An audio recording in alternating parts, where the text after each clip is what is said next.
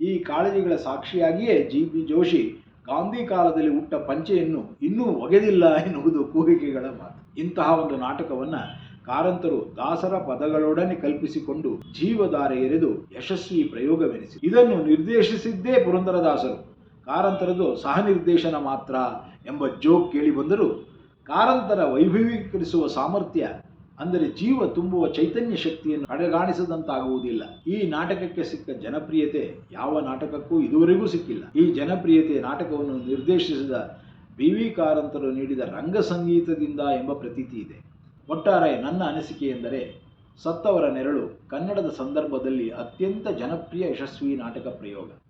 ಈ ಪ್ರಯೋಗದ ಯಶಸ್ಸಿಗೆ ಕಾರಂತರು ಖಂಡಿತ ಕಾರಣರು, ಅದರ ಬಗ್ಗೆ ಭಿನ್ನಾಭಿಪ್ರಾಯವೇ ಇಲ್ಲ. ಆದರೆ ಪ್ರಯೋಗಕ್ಕೆ ಮಹತ್ವ ಇರುವ ಹೊತ್ತಿನಲ್ಲಿ ಪ್ರಯೋಗದ ಸಾಧನೆಗೆ ಮಹತ್ವ ಕೊಡುವಂತೆಯೇ ನಾಟಕದ ಸಾಧನೆಗೂ ಮಹತ್ವ ಇರಬೇಕು, ಅದು ಗೌಣವಾಗಬಾರದು ಎಂಬ ಅಭಿಲಾಷೆಯಿಂದ ಈ ಲೇಖನ ಬರೆದಿರುತ್ತೇನೆ. ನನ್ನ ಮಟ್ಟಿಗಂತೂ ಸತ್ತವರ ನೆರಳು ಅತ್ಯಂತ ಖುಷಿ ಕೊಟ್ಟ ನಾಟಕ, ಹಾಗೆಯೇ ವಿಚಾರ ಮಾಡಲು ಪ್ರೇರೇಪಿಸಿದ ನಾಟಕ, ಎಲ್ಲ ವ್ಯವಸ್ಥೆಗಳ ಬಗ್ಗೆ ಕ್ರಿಟಿಕಲ್ ಆಗಿ ನೋಡಲು ಒಂದು ಆಳದ ನೋಟ ಕೊಟ್ಟ ನಾಟಕ. ರಂಗ ವಿಮರ್ಶಕರು ತಮ್ಮ ಗಮನವನ್ನು ನಾಟಕ ಕೃತಿಯ ಬಗ್ಗೆ ಹರಿಸಲೆಂದು ಆಶಿಸುತ್ತೇನೆ.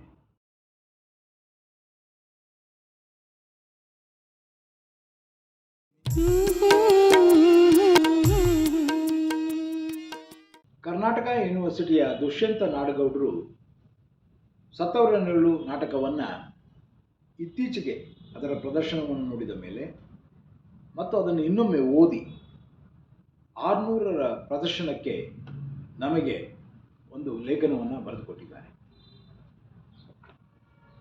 ಅವರೇ ಹೇಳುವ ಹಾಗೆ ಸತ್ತವರ ನೆರಳು ಇತ್ತೀಚಿನ ಪ್ರದರ್ಶನ ಹಾಗೂ ಇನ್ನೊಮ್ಮೆ ಓದಿದಾಗ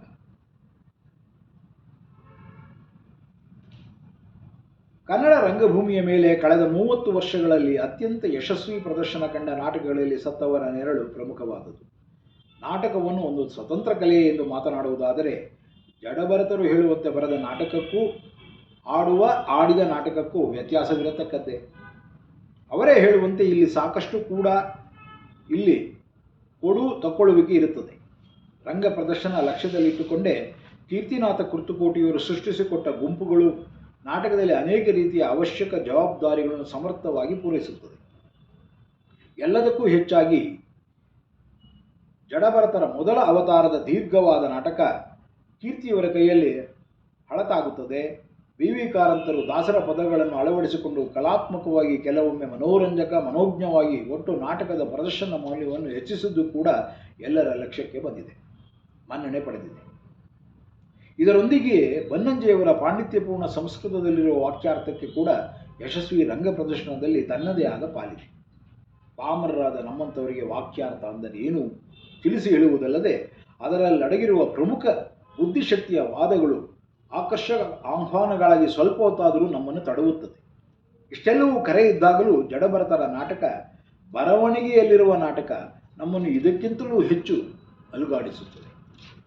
ಪ್ರಶ್ನೆ ಏನೆಂದರೆ, ಇಂತಹ ಅನೇಕ ರೀತಿಯಲ್ಲಿ ನೋಡುಗನ ಸಂಭ್ರಮದ ಅನುಭವಕ್ಕೆ ಕಾರಣವಾದ ಪ್ರದರ್ಶನ ನೋಡಿದ ನಂತರ ನಮ್ಮಲ್ಲಿ ಎಷ್ಟು ಜನ ಪ್ರದರ್ಶನದ ಮೂಲ ದ್ರವ್ಯವಾದ ಬರಹ ರೂಪದಲ್ಲಿರುವ ನಾಟಕವನ್ನು ಓದಲು ಇಚ್ಛಿಸುತ್ತಾರೆ?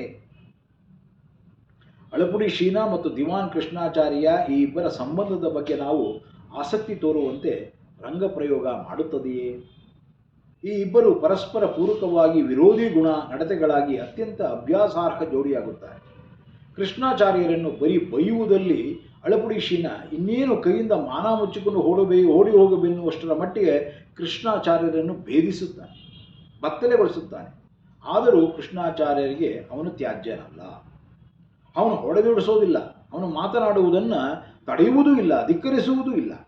ಅವರಿಗೆ ಅವನ ಬಗೆಗೆ ಹಳಹಳಿ ಇದೆ, ಕನಿಕರ, ಕಾಳಜಿ ಇದೆ. ಎಂತಹ ಕರ್ಮನಿಷ್ಠ ಬ್ರಾಹ್ಮಣ ಏನಾಗಿಬಿಟ್ಟಪ್ಪ ಅಂತ ಉಸಿರುಗರೆಯುತ್ತಾನೆ. ಅವನು ಮರೆತು ಹೋದ ಗಂಟನ್ನು ಎತ್ತಿ ತೆಗೆದುಕೊಂಡು ಹೋಗಿ ತಮ್ಮ ಹತ್ತಿರ ಇಟ್ಟುಕೊಳ್ಳುತ್ತಾನೆ. ರಂಗ ಪ್ರದರ್ಶನದಲ್ಲಿ ತಾನುಟ್ಟ ಅರಿವೆ ಹಾವಭಾವಗಳಿಂದ ರೋಚಕ ಪಾತ್ರವಾಗಿ ಕಾಣುವ ಅಳಪುಡಿ ಶೀನನನ್ನು ಬರೀ ಭ್ರಮಿಷ್ಠನೆಂದು ವ್ಯಾಖ್ಯಾನಿಸುವುದು ಜಡಭರತರ ಅಪರೂಪದ ಸೃಷ್ಟಿಯೊಂದಕ್ಕೆ ನಿಯಮಿತ ನಾಟಕದ ಅಂತಹ ಪಾತ್ರವೊಂದರ ಜೊತೆಗೆ ನೆನಪಿಸಿ ಹೋಲಿಸಿ ಸೀಮಿತಗೊಳಿಸಿದಂತಾಗುತ್ತದೆ. ನಾಟಕದ ಪ್ರತಿಯೊಂದು ಮಹತ್ವದ ಸನ್ನಿವೇಶದಲ್ಲೂ ಶೀನನಿದ್ದಾನೆ. ಕೃಷ್ಣಾಚಾರ್ಯರಿಗೆ ಮನಸ್ಸಿ ಬೈಯುವ ಶೀನ ಹಿರೇಸ್ವಾಮಿಗಳ ಕೊನೆಯ ಕ್ಷಣಗಳಲ್ಲಿ ಹಾಜರಿದ್ದಾನೆ. ಪ್ರಚಂಡ ಐರಣಿಯ ಅವಶ್ಯಕತೆ ಇರುವ, ಅದರ ಮೇಲೆ ಅವಲಂಬಿಸಿರುವ ಈ ನಾಟಕದ ಅಂತಹ ಒಂದು ಆ ಸನ್ನಿವೇಶದಲ್ಲಿ ಐರಣಿ ರಹಿತ ಪ್ರಾಮಾಣಿಕ ಅಭಿವ್ಯಕ್ತಿಯಾಗುತ್ತಾನೆ. ಸ್ವಲ್ಪ ಸಂಶಯಕ್ಕೂ ಅನುಮಾನಕ್ಕೂ ಆಸ್ಪದ ಕೊಡದ ಶ್ರದ್ಧೆಯ ಕಳಕಳಿಯ ಮಾತು ಹೇಳುತ್ತಾನೆ. ಅವನ ಮಾತಿನಲ್ಲಿ ದೇವರ ಪಟ್ಟಿಗೆ ಅದ್ಭುತ ಶ್ರದ್ಧೆಯ ಸಂಕೇತವಾಗುತ್ತದೆ. ಕರೆ ಹೇಳಿದಿರಿ ಸ್ವಾಮಿ, ಕರೆ ಹೇಳಿದಿರಿ. ನಾರಾಯಣ ಯಜ್ಞ ಪಶು, ಕೃಷ್ಣ ಹೋತ, ತಾವು ಯಜಮಾನರು. ಆದರೆ ಹವಿರ್ಭಾಗ ತಗೊಳ್ಳೋರು ಯಾರು? ಈ ಯಜ್ಞದ ಫಲಶ್ರುತಿ ಏನು ಸ್ವಾಮಿ? ದೇವರ ಪೆಟ್ಟಿಗೆ ಗಳಿಗಿಟ್ಟಿದ್ದೀರಿ ಸ್ವಾಮಿ, ಧರ್ಮರಾಜನ ರಕ್ತ ಅದು, ಕೆಡುವವರು ತಲೆ ಸಹಸ್ರ ಹೋಳಾಗ್ತದ ಸ್ವಾಮಿ, ದೇವರ ಪೆಟ್ಟಿಗೆ. ಉತ್ತಪ್ತ ಸ್ಥಿತಿಯಲ್ಲಿ ತಮ್ಮ ಕೋಣೆ ಬಿಟ್ಟು ಹೊರಟಾಗಲೇ ಸ್ವಾಮಿಗಳು ತಲೆಯ ಮೇಲೆ ದೇವರ ಪೆಟ್ಟಿಗೆ ಹೊತ್ತುಕೊಂಡಿದ್ದಾರೆ. ಅಲ್ಲಿಂದ ಅವರು ಹಿರೇ ಆಚಾರ್ಯರ ಮನೆಗೆ ಹೋಗುವ ಯತ್ನ ವಿಫಲವಾಗಿ ತಿರುಗಿ ಹೊರಟಲ್ಲಿಗೆ ಬಂದು ಕುಸಿದು ಬಿದ್ದು ಅವಸಾನ ಹೊಂದುವವರೆಗೂ ಅವರ ಜೊತೆಗೆ ಇದ್ದ ದೇವರ ಪೆಟ್ಟಿಗೆ ಒಂದು ಅಪ್ರತಿಮ ಸಂಕೇತವಾಗುತ್ತದೆ.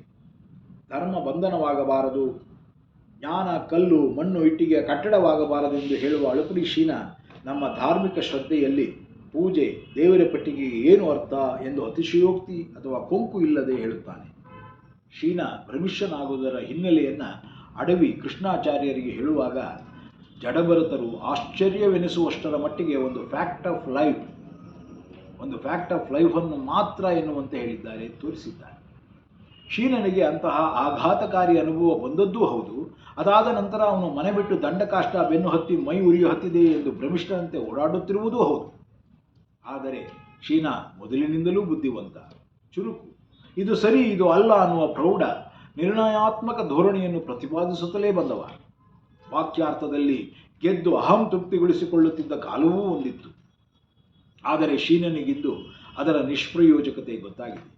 ಶಬ್ದಕ್ಕೆ ಶಬ್ದ ತಿಕ್ಕಿ ರಕ್ತ ಬಂದಿತ ಹೊರತು ಸತ್ಯ ದಕ್ಕೋದಿಲ್ಲ ಎಂದು ಗೊತ್ತಾಗಿದೆ. ಅಷ್ಟೇ ಅಲ್ಲ, ವಾಕ್ಯಾರ್ಥದಿಂದ ದೂರ ಇರುವ ಸಂಯಮವನ್ನು ತೋರಿಸುತ್ತಾನೆ. ಕೃಷ್ಣಾಚಾರ್ಯರಿಗೆ ಜನರಿಗೆ ಧರ್ಮ ಪರಿಪಾಲನೆಯ ಸಂಸ್ಥೆಯಾಗಿ ಮಠ ಬೇಕಿರುವುದು ಸ್ಪಷ್ಟವಾಗಿ ತಿಳಿದಿದೆ. ಅಂತಹ ಸಂಸ್ಥೆಯೊಂದನ್ನು, ಮಠವನ್ನು ತನ್ನ ಕೈಯಲ್ಲಿಟ್ಟುಕೊಂಡು ಅಷ್ಟೆಲ್ಲ ಜನರಿಗೆ ಅವರಿಗೆ ಬೇಕಾದದ್ದನ್ನು ಸಂರಕ್ಷಿಸಿಕೊಡುವ ಧರ್ಮಾಧಿಕಾರಿಯಾಗಿದ್ದಾರೆ. ವೃಂದಾವನದಲ್ಲಿ ನಿಜವಾಗಿ ಏನಿದೆ ಎಂಬುದಕ್ಕಿಂತ ಅದರಲ್ಲಂತಹದಿದೆ ಎಂಬ ನಂಬಿಕೆಯೇ ಮುಖ್ಯ ಎಂದು ಕೃಷ್ಣಾಚಾರ್ಯರಿಗೆ ಗೊತ್ತಿದೆ. ಯಾವ ರೀತಿಯ ಸಂಸ್ಕಾರ ಶಿಕ್ಷಣದ ಹಿನ್ನೆಲೆಯೂ ಇಲ್ಲದ ನಾರಾಯಣ ಅತ್ಯಂತ ಅರ್ಹ ಉದ್ದರಿ ಸ್ವಾಮಿಯಾಗಲು ಎಂದು ಕೃಷ್ಣಾಚಾರ್ಯ ನಿರ್ಧರಿಸಿ ಅವನನ್ನು ಸ್ವಾಮಿಯನ್ನಾಗಿ ಮಾಡುವುದು ಕೂಡ ಇದೇ ನಂಬಿಕೆಯ ಆಧಾರದ ಮೇಲೆ. ನಂಬಿಕೆಯನ್ನು ಉಳಿಸಿಕೊಳ್ಳುವುದಕ್ಕಾಗಿ ಈ ನಾರಾಯಣ ತನ್ನ ಬಗೆಗೆ ತಾನು ಹೇಸಿಕೊಂಡು ಹೋಗಿ ಗಂಗೆಯಿಂದ ತಿರಸ್ಕೃತನಾಗಿ ತಿರುಗಿ ಮಠಕ್ಕೆ ಬರುವುದು ಹಾಗೂ ಮಠದ ವಿರುದ್ಧ ಕೃಷ್ಣಾಚಾರ್ಯರ ವಿರುದ್ಧ ಸಿಡಿದೇಳುವುದು ನಾಟಕದ ಮುಖ್ಯ ಹಂದರ. ಈ ನಾರಾಯಣನಿಗೆ ಅವನು ಸಂದಿಗ್ಧ ಪರಿಸ್ಥಿತಿಯಲ್ಲಿ ಸಂಕಟ ಪಡುತ್ತಿರುವಾಗ ಅವನ ಕುವತ್ತು ತೋರಿಸುವವ ಅಳಪುಡಿ ಶೀನ.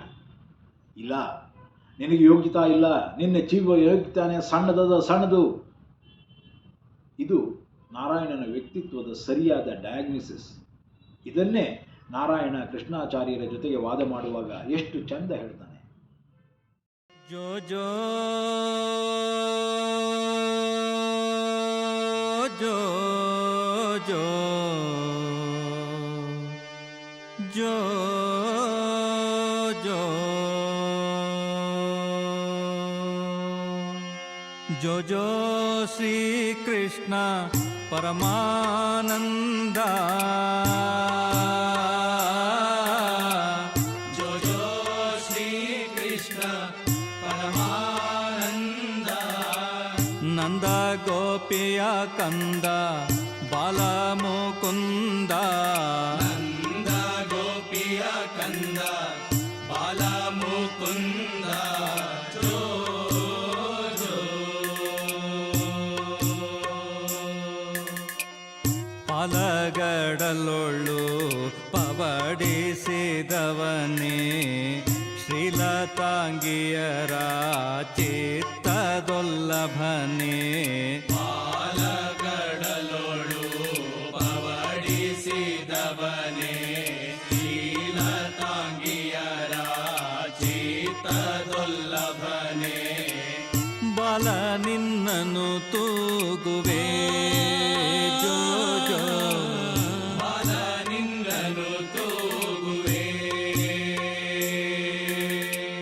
ಹೊಳೆವಂತರನ್ನದ ತೊಟ್ಟಿಲ ಮೇಲೆ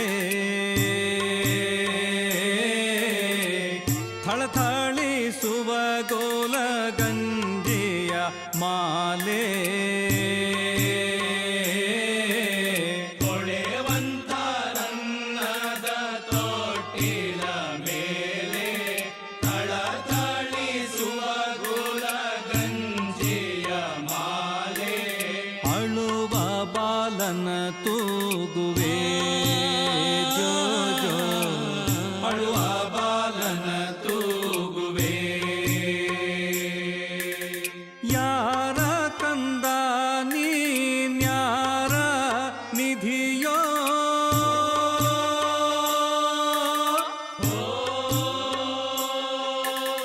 ಯಾರ ಕಂದ ನೀನ್ಯಾರ ನಿಧಿಯೋ ಯಾರ ರತುನವೋ ನೀ ಮಾಣಿಕವೋ ಯಾರ ರತುನವೋ ನೀ ಮಾಣಿಕ